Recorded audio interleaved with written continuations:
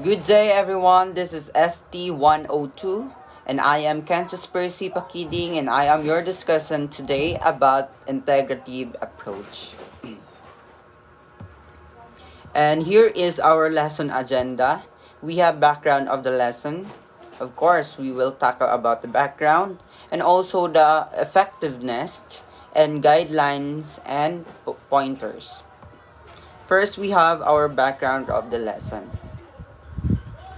The integrative approach emphasizes learning, organized bodies of knowledge. Unlike self-directed discovery, it presents a structured collection of knowledge like facts, concepts, and principles. The teachers guide students to analyze, synthesize, and evaluate this information, fostering deep understanding, critical thinking, and scientific information processing skills. With this integrative approach, students will be able to integrated by their teachers, no, to collect knowledge like facts, concepts, and principles. And also, teachers guide students to analyze and synthesize. Students will be able to analyze in problem solving, no, in different concept. They will be able to synthesize and evaluate information. And by on this integrative approach, we will fostering deep understanding about different ideas, and will also enhance our critical thinking, no, and scientific information processing skills. No, if we say processing skills, this is the skills wherein the students, no, can understand how they process the information to absorb the idea. And now let's move on to the effectiveness of integrative approach. It established knowledge combined into lesson topics is presented. Students draw generalizations guided to understand relationships and explain their connections, ultimately formulating conclusion for the studied topic. No, it will generalize the student able to generalize or present the lesson topics and able to understand the relationship and explain the connection, no, of in formulating conclusion of their studied lesson or topic. The integrative approach fosters inductive learning by giving students to discover commonalities and patterns, forming concept and generalization. If we say inductive learning, it is the type of learning where individuals discover general principles or rules by observing specific example. It is from the generalized and into specific to discover commonalities and patterns in forming concept and generalizations. And let's proceed to the guidelines and pointers. Following are some guides for the teacher in developing conducive classroom environment, no? First, we have the students should feel free to give their own conclusions and inferences or speculations after making their analysis and presentation of evidence. It's it means that encourage independent conclusions, no? After analyzing and presenting evidence, students should feel empowered to draw their own conclusions, inferences, and even speculation. Number two, make sure they are provided with all the needed information in order to ensure success, since they will try to make conjectures only on what they see during the presentation. Ensuring successful student conclusion and minimize reliance solely on presented information. Provide them with all necessary resources beforehand. This empowers them to form comprehensive conjectures beyond the immediate presentation. And number three, open-ended questions will make them infer or hypothesize based on their experience. They develop critical thinking and creative organizing of information. Open-ended questions spark inference, hypothesis, and critical thinking. through creative information organizations, drawing on students' own experiences, prompting discovery through organized knowledge. It means no students able to hypothesize and different inferences and enhance critical thinking through creative information organization, no, drawing, no, in relating their experiences, life experiences, for discovery through organized knowledge, no.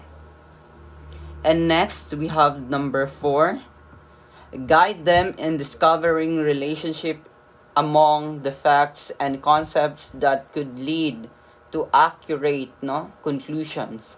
Present them in tabulations and diagrams for ease in seeing patterns, trends, or similarities in characteristics. An example would be an tabulation of the distance in period of revolution of the planets. What are the relationship between distance in the planet and the length of time it takes to, no, complete the revolution? We are going, no, teachers going to guide students no, visualize patterns, no, uncover relationship, no, facilitate analysis of facts and concepts to discover connection leading to accurate conclusions. Visualizing patterns, yes. Utilize tables and diagrams to visually identify trends and similarities in characteristics, no, encouraging discovery. Guide student discussion to analyze the patterns observed. Prompt student to formulate hypotheses and justify their reasoning based on the data and patterns. And encourage critical thinking. Always yun ang critical thinking and creative information organization to draw accurate conclusion. They have to, no, to have to understand the lesson. They have to synthesize the lessons for them to create a very creative information organization and to draw, no, to draw accurate conclusion. And this approach, no, fosters inferential reasoning. Students learn to make educated guesses based on evidence. And also hypothesis generation. They develop the ability to formulate and test potential explanation. And also enhance critical thinking.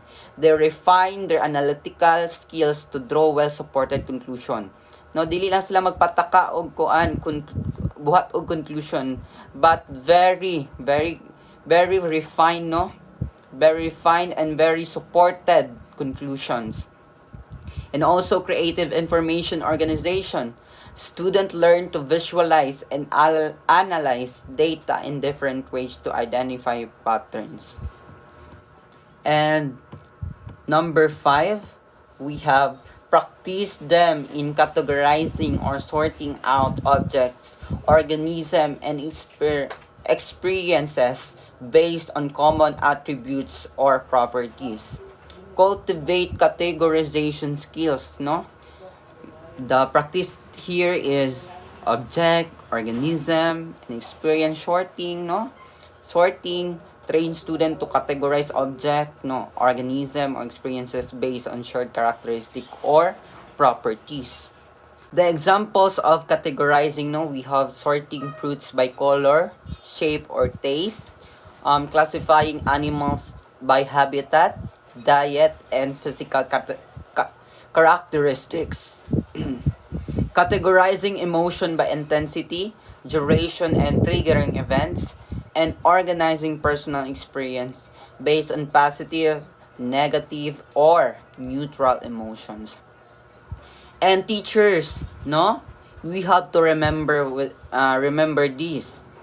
First, start with simple, concrete examples and gradually progress to more complex concepts. Teachers must start in very simpler, no, very easy before we go to complex examples or complex ideas, no. Before we proceed, no, kailangan nato maghatag og simpler, no, very simple na mga examples before we go on to our before we go on to more complex one concepts. And also, teacher must encourage open-ended exploration and creativity in categorizing approaches. We teachers should let our students to explore no their creativity in categorizing no concepts, and also provide ample opportunities for students to explain their reasoning and discuss their choices, so that in the last of our lessons we will be able to have a forum or clarification, or no we have conclusion, no that time that where the students able to give insight about or their understanding about the lesson topic or the concepts, and they were able to express their opinions. And as a teacher we will be able to assess them where part of the topic they are struggling to understand, where the topic they are so very easy to understand, no. And also, the most important as a teacher, we have to make it fun and engaging, no, ato ang delivering of information to keep our student motivated and enthusiastic about learning. They will get interest so that they will be able to pay attention and listen to you, no? They will be able to more participative in your class, and um that with positive vibe, we will be able to let the students easily understand and formulate or absorb the knowledge that they need to have, no. And with that integrative approach, we'll be able to enhance many, no, many, especially in our cognitive processes. We'll be able to enhance critical thinking, problem solving abilities, so that and so on and etc. And that would be all my discussion, and I hope you learned a lot. And thank you so much for listening and watching.